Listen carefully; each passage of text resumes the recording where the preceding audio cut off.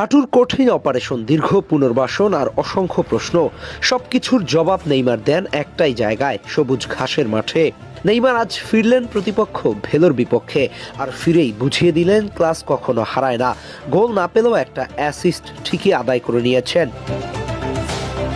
ম্যাচের শুরুতেই গ্যালারিতে ছিল এক ধরনের অপেক্ষা, কখন নামবেন নেইমার, কতটা ফিট তিনি। অবশেষে সেই প্রশ্নের উত্তর জানা গেল ম্যাচের প্রথম ৪৫ মিনিট পরে। যেন এতদিন মাঠের বাইরে ছিলেন না, প্রতিটি টাচে ছিল তার আত্মবিশ্বাস, প্রতিটি মুভে ছিল তার পরিচিত ছন্দ। মাত্র অর্ধেক সময় খেলেও ৩টি দারুণ চান্স ক্রিয়েট করেছেন তিনি, আর নেমেই ম্যাচের গতি বদলে দেন নেইমার।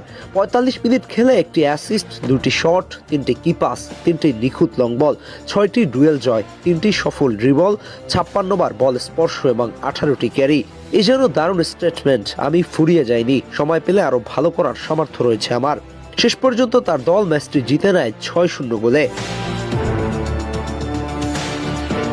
মাঠ থেকে বল পেয়ে প্রতিপক্ষ ডিফেন্সকে কাটিয়ে যে পাসগুলো দিয়েছেন তা ছিল নিখুঁত আর সময় উপযোগী। তার ভিশন আর বল কন্ট্রোল যেন আবারও পুরনো দিনের স্মৃতি ফিরিয়ে আনলো। ব্রাজিলিয়ানরা হয়তো বলতে পারেন নেইমার ইজ ব্যাক, কারণ এটাই তো তাদের দীর্ঘদিনের আক্ষেপ।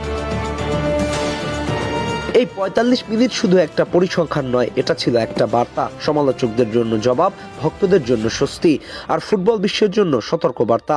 নেইমার এখনো শেষ হয়ে যাননি। দীর্ঘ ইনজুরির পর এমন প্রত্যাবর্তন সহজ নয়। শারীরিক কষ্টের চেয়ে মানসিক চাপ ছিল বেশি, কিন্তু নেইমার দেখালেন বড় খেলোয়াড়রা প্রতিকূলতাকে গল্পে পরিণত করতে জানে। আজকের ম্যাচে হয়তো পুরো ৯০ মিনিট খেলেননি, কিন্তু অর্ধেক সময় ম্যাচে নিজের ছাপ রেখে গেছেন স্পষ্টভাবে।